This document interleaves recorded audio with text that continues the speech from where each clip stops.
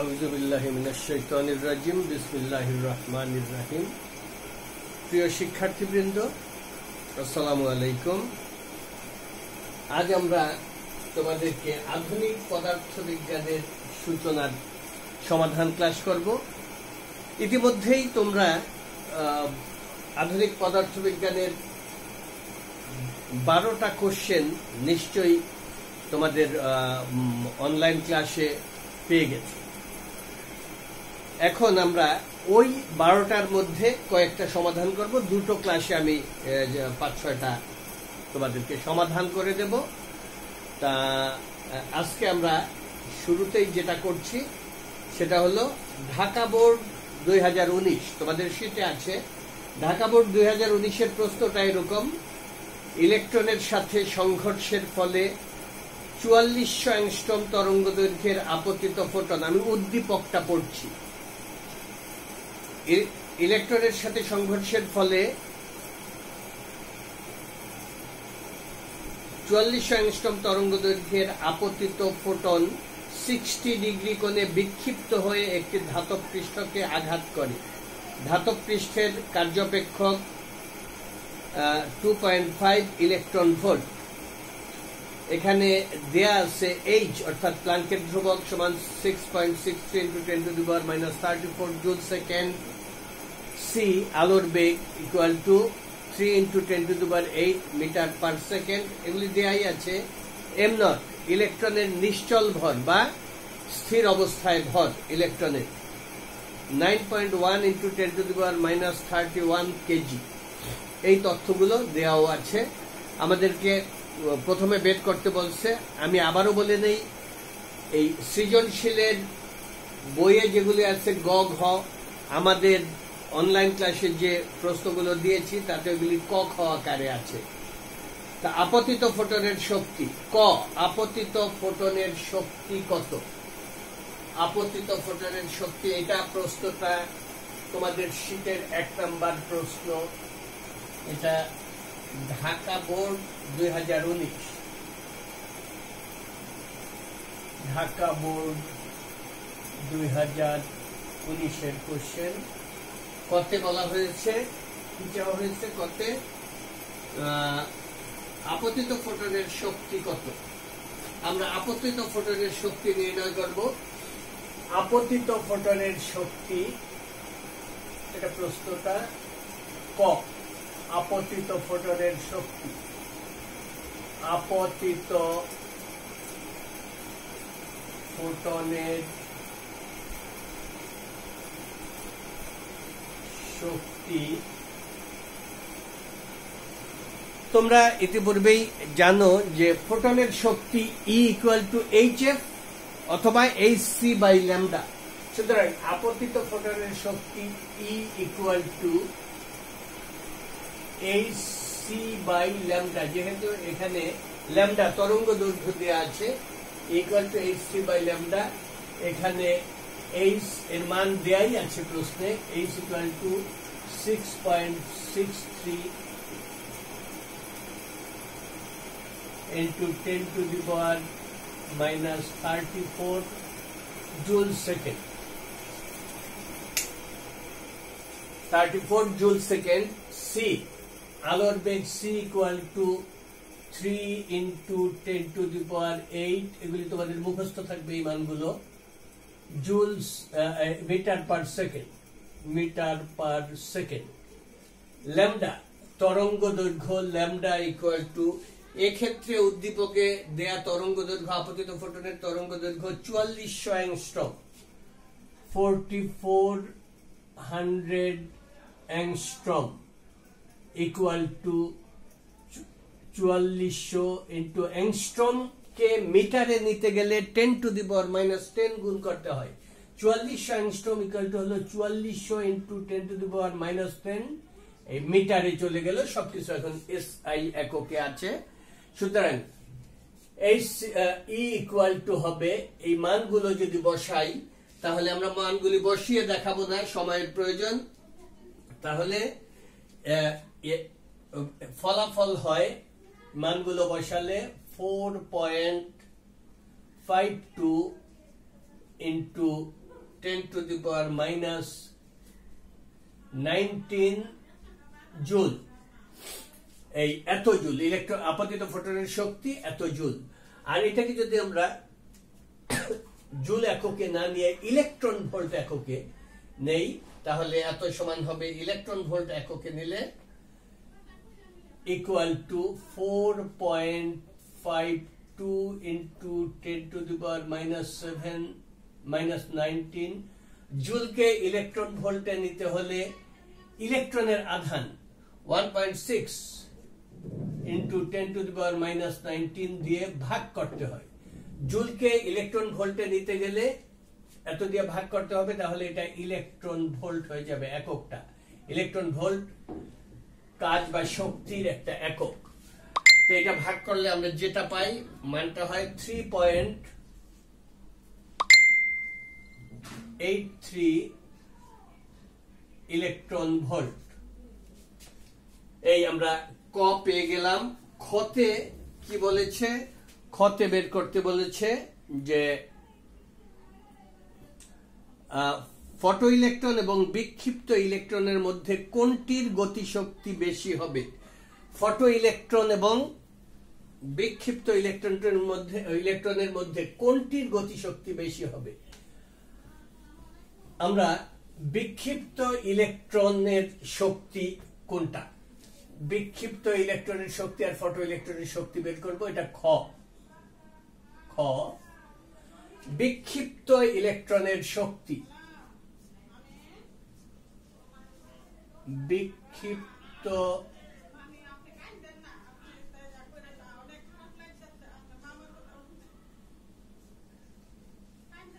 ইলেকট্রনের শক্তি, বিক্ষিপ্ত ইলেকট্রনের শক্তি আমরা এটাকে E1 ধরি। বিক্ষিপ্ত ইলেকট্রনের শক্তি সমান হলো আপতিত ইলেকট্রনের শক্তি এবং আপতিত ফোটনের শক্তি এবং বিক্ষিপ্ত ফোটনের শক্তির বিয়োগফল হলো বিক্ষিপ্ত ইলেকট্রনের শক্তি। বিক্ষিপ্ত ইলেকট্রনের শক্তি সমান, আবারও বলছি, আপতিত ইলেকট্রনের শক্তি আপতিত ফোটনের শক্তি বিয়োগ বিক্ষিপ্ত ফোটনের শক্তি। বিক্ষিপ্ত ইলেকট্রনের শক্তি সমান আপতিত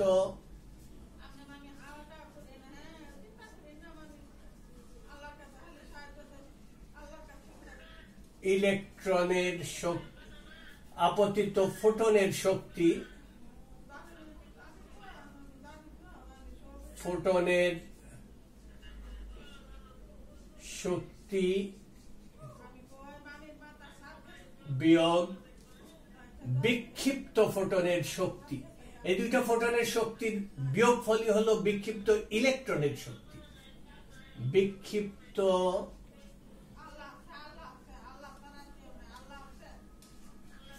ফোটনের শক্তি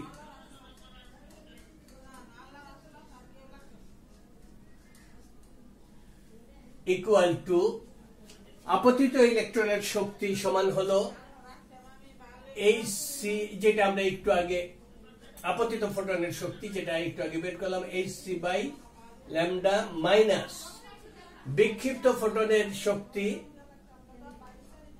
hc by lambda prime equal to তাকে E1 দেই। বিক্ষিপ্ত ইলেকট্রনের শক্তি E1 ইকুয়াল টু এত। এটাকে আমরা যদি একটা সমীকরণ দেই, 1 নং সমীকরণ। এখন আমরা ল্যামডা প্রাইম হলো বিক্ষিপ্ত ফোটনের তরঙ্গ দৈর্ঘ্য। আগে ল্যামডা প্রাইমটা আমরা বের করে নিতে হবে। আবার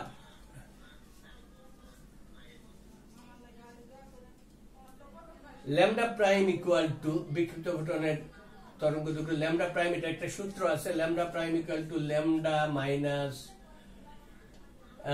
h by m naught c into 1 minus cos theta.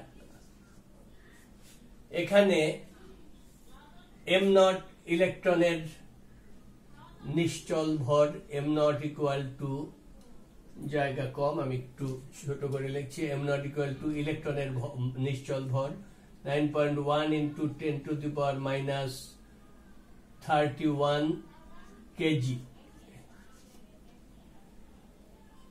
C আলোর বেগ, এইচ প্ল্যাঙ্কের ধ্রুবক, এগুলি আগে দেওয়া আছে। আর থিটা, এটাকে বলা হয় বিক্ষেপণ কোণ।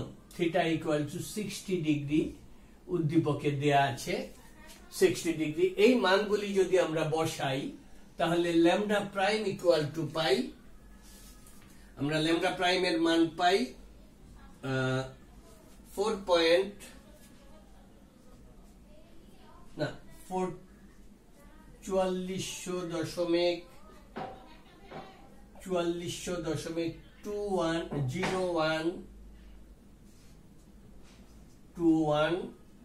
into 10 to the power minus 10 meter into 10 to the power minus 10 meter, এটা পাই তরঙ্গ দৈর্ঘ্য ল্যামডা প্রাইমের মান। তো এখন 1 নং সমীকরণ থেকে আমরা এই মানগুলি বসায় দিলে 1 নং সমীকরণ থেকে আমরা পাই E1 ইকুয়াল টু, আমি একবারে E1 এখানে সব মান জানা, এখানে ল্যামডা প্রাইম এখান থেকে আমরা পেয়েছি, ল্যামডা প্রাইম ইকুয়াল টু এত। এই মানগুলি বসালে বিক্ষিপ্ত ইলেকট্রনের গতিশক্তি, বিক্ষিপ্ত ইলেকট্রনের গতিশক্তি সমান মানটা হলো গিয়ে 1. আমি মানটা লিখে দিচ্ছি 1.25 into 10 to the power minus 24 joule, এই বিক্ষিপ্ত ইলেকট্রনের গতিশক্তি। আচ্ছা, এখন আমাদের বলা হয়েছে যে বিক্ষিপ্ত ইলেকট্রনের গতিশক্তি বেশি হবে নাকি ফটো ইলেকট্রনের গতিশক্তি। আমরা এখন ফটো ইলেকট্রনের গতিশক্তি বের করব, এটা বিক্ষিপ্ত ইলেকট্রনের গতিশক্তি। তাহলে আমরা বিক্ষিপ্ত ইলেকট্রনের শক্তি E1 ইকুয়াল টু, বিক্ষিপ্ত ইলেকট্রনের শক্তি E1 ইকুয়াল টু আমরা কত পেলাম, 1.25 into 10 to the power minus 24 joule. এখন আমরা আপতিত ফোটনের, এখন আমরা ফটো ইলেকট্রনের গতিশক্তি বের করব। ফটো ইলেকট্রনের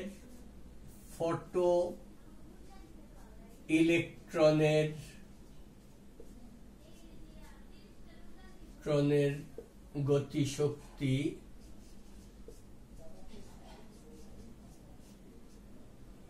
E2 ইকুয়াল টু, ফটো ইলেকট্রনের গতিশক্তি E2 ইকুয়াল টু, আমি একটা লাইন বেশি লিখি তোমাদের বোঝার সুবিধার্থে। ফটো ইলেকট্রনের গতিশক্তি E2 ইকুয়াল টু হবে hc by lambda equal to, একটা সূত্র আছে hc by lambda prime equal to W naught plus E2। E2 হলো ফটো ইলেকট্রনের গতিশক্তি। ফটো ইলেকট্রনের গতিশক্তি E2 হলে এই বা E2 equal to hc by lambda prime minus W naught. এই W নট কে বলা হয় কার্য অপেক্ষক, hc বাই ল্যামডা নট। এখন এখানে lambda naught equal to W naught equal to 2.5 electron volt, এটা তোমাদের উদ্দীপকে দেওয়া আছে 2.5 electron volt equal to, electron ভোল্টকে আমরা জুলে নিতে চাইলে 2.5 ইন্টু ইলেকট্রনের আধান দিয়ে গুণ করে দিতে হবে 1.6 into 10 to the power minus 19, এটা জুল হয়ে যাবে, এত জুল। এখন এই E2 এই hc বাই ল্যামডা প্রাইম এবং W নট এগুলোর মান বসালে আমরা E2 ইকুয়াল টু পাই 5 পয়েন্ট বা E2 equal two 5.204 into 10 to the power minus 20 joule. সুতরাং এখন দেখতে পাচ্ছি E2 এত, E1 এত, তাহলে E2 অবশ্যই বড়। সুতরাং E2 is greater than E1, অর্থাৎ এই আপতিত ফোটনের শক্তি, ফটো ইলেকট্রনের শক্তি আপতিত বিক্ষিপ্ত ইলেকট্রনের শক্তির চেয়ে বেশি হবে। ফটো ইলেকট্রন ও বিক্ষিপ্ত ইলেকট্রনের কোনটির শক্তি বেশি হবে?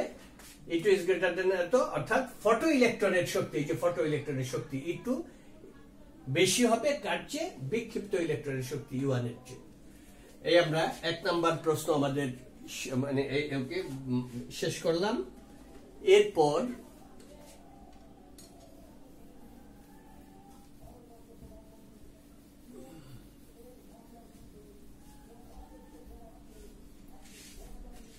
দুই নম্বর প্রশ্ন, এরপরে আমরা তোমাদের ওই শীটের 3 নম্বর প্রশ্নটা করব। শীটের 3 নম্বর প্রশ্নটা তোমরা দেখো। শীটের 3 নম্বর প্রশ্নটা হলো চট্টগ্রাম বোর্ড 2019 এর প্রশ্নটা। চট্টগ্রাম বোর্ড চব 2000, এটা 3 নম্বর প্রশ্ন, শীটের 3 নম্বর প্রশ্ন, চব 2019, চট্টগ্রাম বোর্ড 2019। হ্যাঁ, তা প্রশ্নটা আমি একবার পড়ছি। প্রিয় ছাত্রছাত্রীবৃন্দ, তোমরা লক্ষ্য করো, তোমার বন্ধু একটি অতি দ্রুত গতিসম্পন্ন কাল্পনিক গাড়িতে 0.76 সি গতিতে, এখানে সি আলোর বেগ, তোমার বন্ধু একটি অতি দ্রুত গতিসম্পন্ন কাল্পনিক গাড়িতে 0.76 সি গতিতে তোমার পাশ দিয়ে চলে গেল। গাড়িটি 5.80 মিটার লম্বা বলে তোমার কাছে মনে হলো। গতিশীল অবস্থায় এই দৈর্ঘ্য মনে হলো 5.80 মিটার গাড়ির দৈর্ঘ্য। গতে বলছে স্থির অবস্থায় গাড়িটির দৈর্ঘ্য কত? গ মানে আমাদের ক, কতে চাওয়া হয়েছে স্থির অবস্থায় গাড়িটির দৈর্ঘ্য কত। স্থির অবস্থায় গাড়ির দৈর্ঘ্য নির্ণয় করতে হবে আমাদের। স্থির অবস্থায় গাড়িটির দৈর্ঘ্য কত? তা আমরা জানি দৈর্ঘ্যের সূত্র, চলমান দৈর্ঘ্য এবং স্থির দৈর্ঘ্যের মধ্যে সম্পর্ক।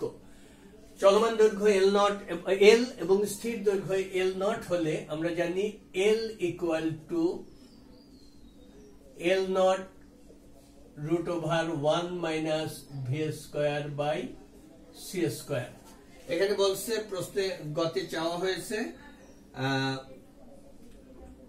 স্থির অবস্থায় গাড়িটির দৈর্ঘ্য কত। অর্থাৎ স্থির অবস্থায় দৈর্ঘ্য অর্থাৎ এল নট বের করতে বলছে, বা আমরা লিখতে পারি L naught equal to L divide by √1 minus V square by C square. এখানে এল নট স্থির দৈর্ঘ্য, এল গতিশীল অবস্থায়, চলমান অবস্থায় গাড়ির দৈর্ঘ্য হলো, চলমান অবস্থায় গাড়ির দৈর্ঘ্য এল ইকুয়াল টু 5.80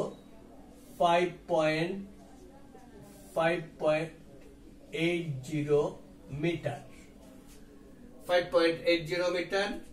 ভি গাড়ির বেগ, ভি ইকুয়াল টু এখানে 0.67 সি, 0.67 সি, সি আলোর বেগ।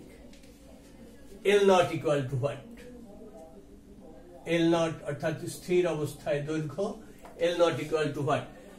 তোমরা দেখো ভি ইকুয়াল টু 0.6 সি, এটা V square equal to 0.6 C square, আর সি স্কোয়ার ক্যান্সেল হয়ে যাবে। সুতরাং আমরা এল এর মান জানা থাকলেই এল নট বের করতে পারবো।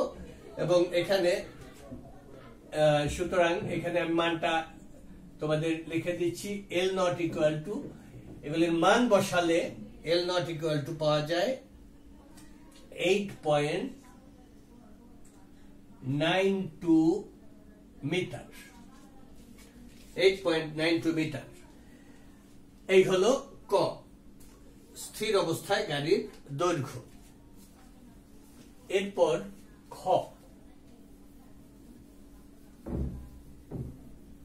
খ অর্থাৎ প্রশ্নের ঘ যেটা সাথে আমাদের খ হিসাবে আছে,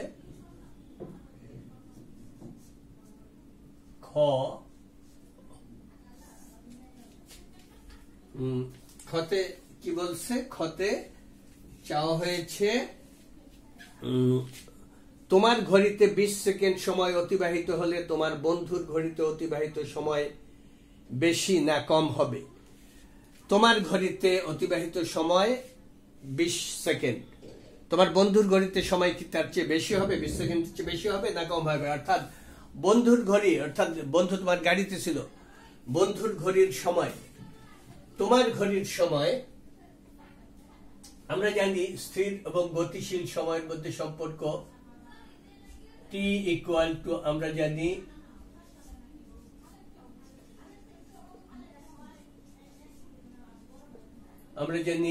টি equal to T naught root over 1 minus V square by C square.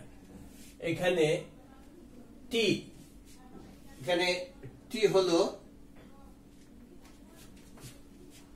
তোমার ঘড়ির সময়, অর্থাৎ গতিশীল সময়, স্থির অবস্থায় যে তুমি ছিলে,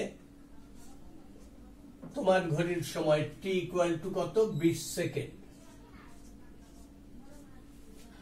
আর বেগ, গাড়ির বেগ ভি ইকুয়াল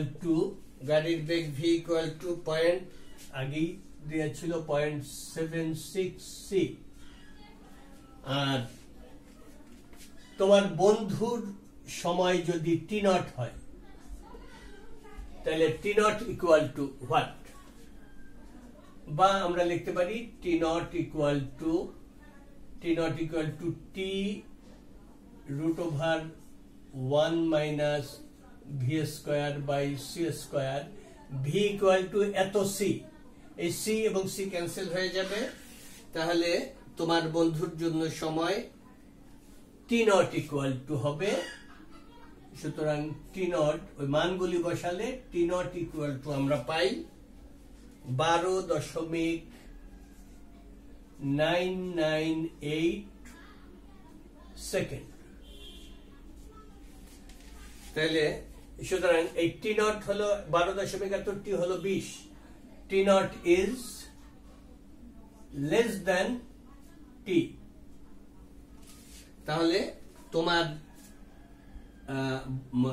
ঘড়িতে 20 সেকেন্ড সময় হলে তোমার বন্ধুর অতিবাহিত সময় বেশি না কম হবে? সুতরাং বন্ধুর অতিবাহিত সময় কম হবে। বন্ধুর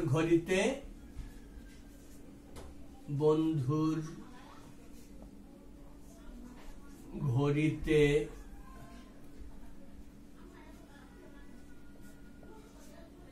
অতিবাহিত সময় কম হবে। এই আমরা দ্বিতীয় প্রশ্নটা শেষ করলাম। এরপর আমরা আরো একটা সৃজনশীল করি। আমি আবারও তোমাদেরকে বলছি, সৃজনশীল এই প্রশ্নগুলো করতে হলে প্রথমেই তোমাদের সূত্রগুলো ভালোভাবে জানা থাকতে হবে, এবং সূত্রগুলো শুধু ভালোভাবে জানা থাকলেই হবে না, সূত্রগুলো ভালোভাবে জানা থাকার সাথে সাথে তোমাদের এই প্রশ্নটা, মোবাইলে যে প্রশ্নগুলি দেয়া হয়েছে অনলাইন ক্লাসে, সেগুলি বের করে খাতায় লিখে, তারপরে এই আমাদের ক্লাসগুলো খাতায় যদি বোর্ড থেকে তুলে খাতায় লিখে নাও, তারপরে বুঝতে চেষ্টা করলে সহজে বুঝতে পারবে। এরপরেও না বুঝতে পারলে আমার সাথে তোমরা যোগাযোগ করলে আমি আবার ক্লাসের বাইরেও ভেঙে ভেঙে বোর্ডে বুঝিয়ে দেব। এরপর আমরা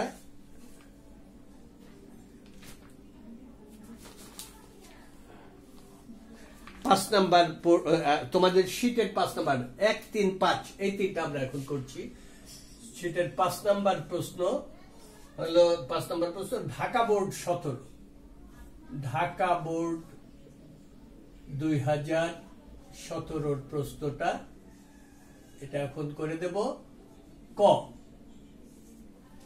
কতে কি বলা হয় প্রশ্নটা, 17 প্রশ্নটা আমরা আগে শুনে নেই। প্রশ্নটা হলো, ধরো 370 আলোকবর্ষ দূরে অবস্থিত প্রাণীর বসবাস উপযোগী একটি গ্রহের সন্ধান পেয়ে নাসার বিজ্ঞানীরা 50 বছর বয়সী একটি কাসিমকে 0.7 সি বেগে চলমান নভোযানে করে ওই গ্রহের উদ্দেশ্যে পাঠায়। কাসিমের ভর 30 কেজি এবং গড় আয়ু 450 বছর। কাসিমের গড় আয়ু আর 1 আলোকবর্ষ সমান দেয়া আছে। 1 আলোকবর্ষ আসলে দৈর্ঘ্যের একক, দূরত্বের একক। 1 আলোকবর্ষ সমান হলো 9.46 ইন্টু 10⁻15 মিটার। তা এখন এখানে বলা হয়েছে যে 370 আলোকবর্ষ দূরে একটা গ্রহের সন্ধান পেয়ে বিজ্ঞানীরা 50 বছর বয়সে একটি কাসিমকে ওই গ্রহের উদ্দেশ্যে পাঠালো এবং কাসিমের ভর ছিল 30 কেজি। এই কাসিমকে নিয়ে নভোযানটা 0.7 সি আলোর বেগ 0.7 সি বেগে গতিশীল হয়ে চলে গেল ওই মহাশূন্য যানের নতুন গ্রহের সন্ধানে। কাসিম গড়ে 450 বছর বাঁচে। এখন বলছে চলন্ত অবস্থায় কাসিমের গতিশক্তি নির্ণয় করো। চলন্ত অবস্থায় কাসিমের গতিশক্তি, আমরা এখন চলন্ত অবস্থায় কাসিমের গতিশক্তি নির্ণয় করব। চলন্ত অবস্থায়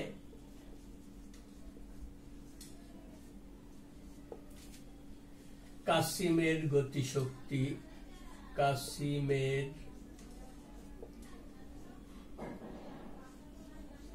গতিশক্তি।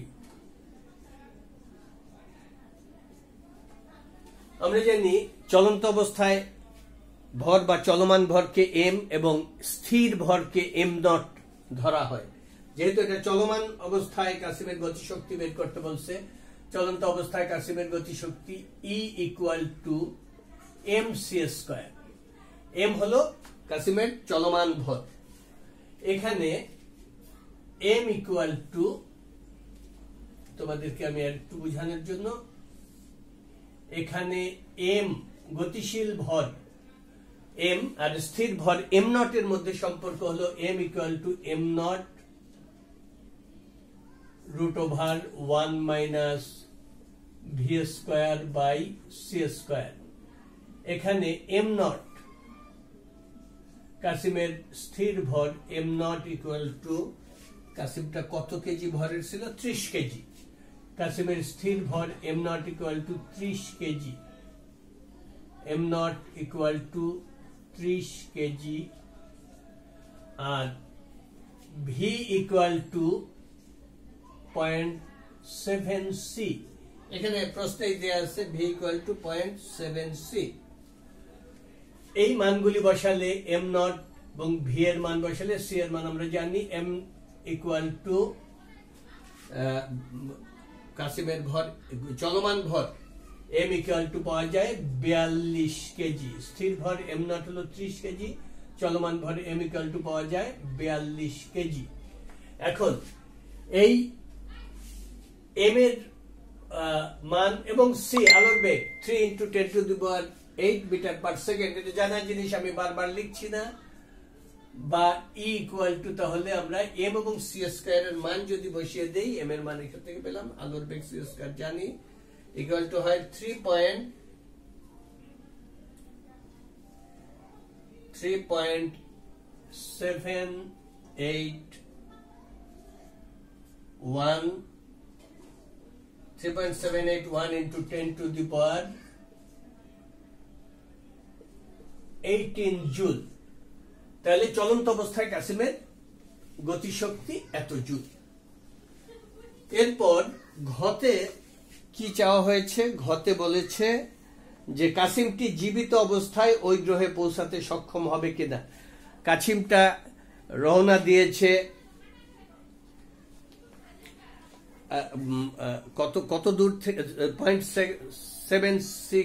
0.7 সি বেগে, 0.7 সি বেগে কাসিম রওনা দিয়েছে এবং সে যাবে কত দূর?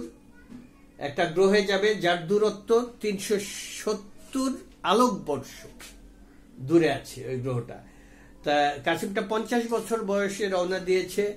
কাসিমের গড় আয়ু হলো 450 বছর। এখন ঘতে বলেছে কাসিমটি জীবিত অবস্থায় ওই গ্রহে পৌঁছাবে কিনা। কাসিম যদি ওই গ্রহে পৌঁছাতে 450 বছরের বেশি লাগে তাহলে জীবিত অবস্থায় পৌঁছাবে না, কিন্তু 450 বছরের আগে যদি কাসিমটা ওই গ্রহে পৌঁছে যায় তাহলে জীবিত অবস্থায় পৌঁছে। আমরা দেখি কাসিমটার পৌঁছাতে কত সময় লাগে, সেই সময় দেখে আমরা বুঝতে পারবো এটা জীবিত ছিল নাকি মৃত।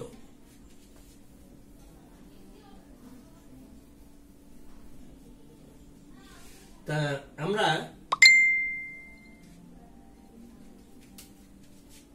খ করব। 370 আলোকবর্ষ দূরে গিয়েছে 0.7 সি বেগে। তাহলে আমরা জানি এটা আমরা কি ভরটা বের করবো এখন। হ্যাঁ, আমরা জানি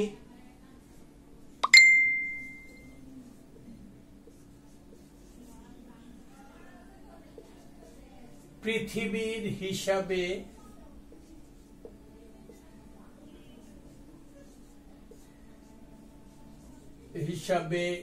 সময়, এটা পৃথিবীর হিসাবে যেতে কত সময় লাগছে। পৃথিবীর হিসাবে সময় t = s/v। আমরা জানি v = s/t, তাহলে s = vt, তাহলে t = s/v। এখানে 1 আলোকবর্ষ, এটা দেয়াই আছে, 1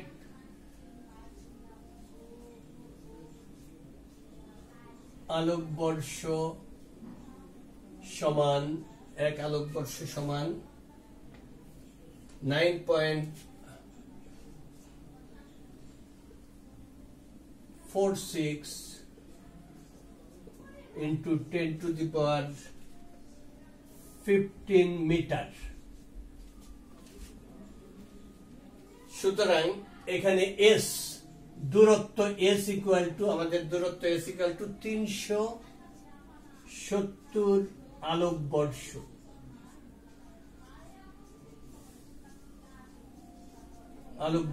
সমান হলো 370 ইন্টু 1 আলোকবর্ষ সমান এত, 370 ইন্টু 9.46 ইন্টু 10⁻15 মিটার। আর v = 0.7 c, = 0.7 c মানে আলোর বেগ, 3 ইন্টু 10⁸ মিটার পার সেকেন্ড। এই মানগুলো যদি আমরা বসিয়ে দেই তাহলে t = পাওয়া যায়, বা t = হয় 1.667 into 10⁻10 সেকেন্ড।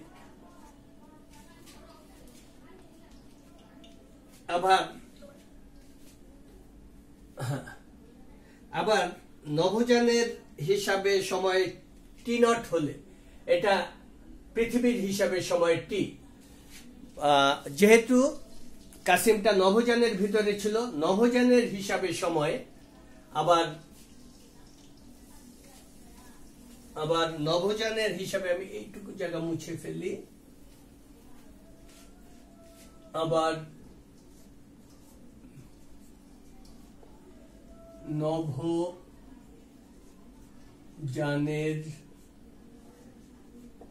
হিসাবে সময়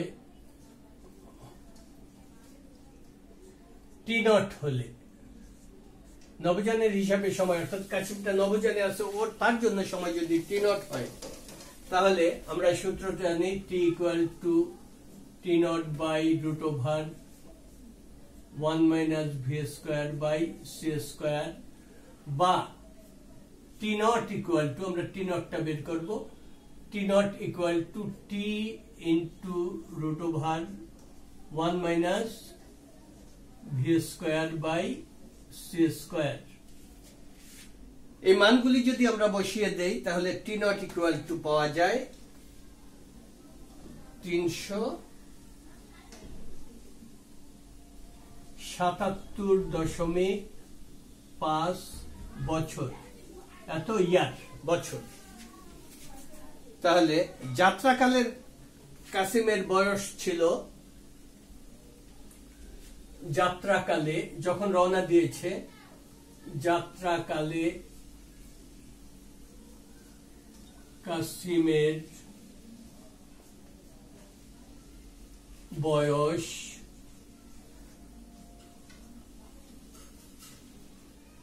50 হলে, 50 বছর বয়সে রওনা দিয়েছিল। যাত্রাকালে কাসিমের বয়স 50 বছর, 50 ইয়ার হলে বর্তমান বয়স, কাসিমের বর্তমান বয়স সমান হবে, বর্তমান বয়স হবে এই এত বছরটা যেতে লেগেছে আর 50 বছর বয়সে রওনা দিয়েছিল, সুতরাং বর্তমান বয়স হবে 377.5 প্লাস 50 ইকুয়াল টু 427.5, 427.5 বছর। কাসিম গড়ে কত বছর বাঁচে? কাসিমের গড় আয়ু 450 বছর।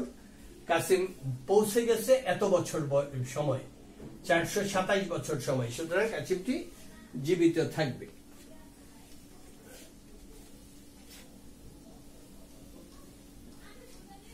তাহলে এটা আমরা এইভাবে লিখতে পারি, যেহেতু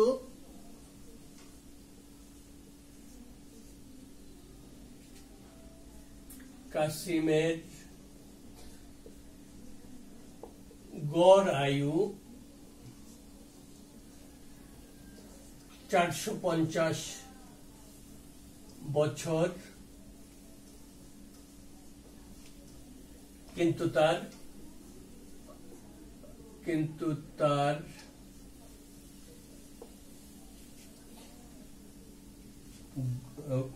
পৌঁছাতে সময় লেগেছে, অর্থাৎ গ্রহে পৌঁছাতে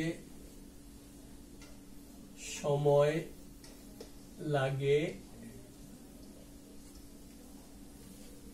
427.5 বছর।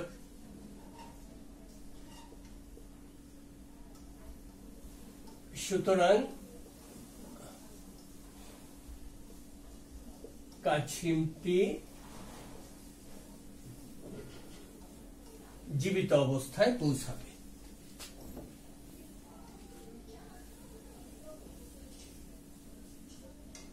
কাসিমটি জীবিত অবস্থায় পৌঁছাবে।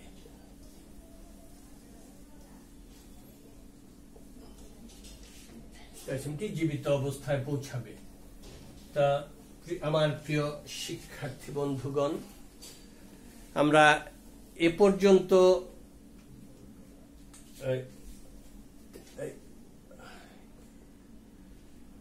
সমাধান ক্লাসের 3 নম্বর সমাধান ক্লাস আমরা এটা করছি।